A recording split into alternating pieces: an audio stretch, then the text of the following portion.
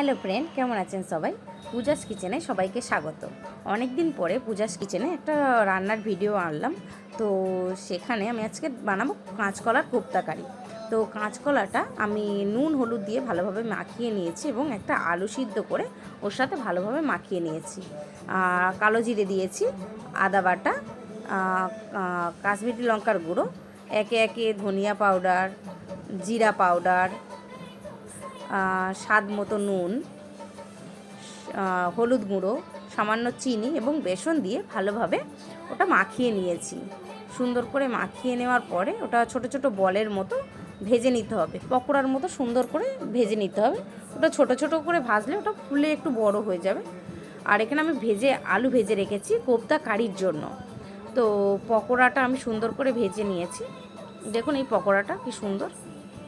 তারপরে আমি একটা তেল দিয়েছি, আদা, রসুন, টমেটো, পেঁয়াজ, কাঁচা লঙ্কা সব কিছু ভালোভাবে দিয়ে এবং একটু হলুদ গুঁড়ো দিয়ে আমি ভালোভাবে কষিয়ে নিয়েছি।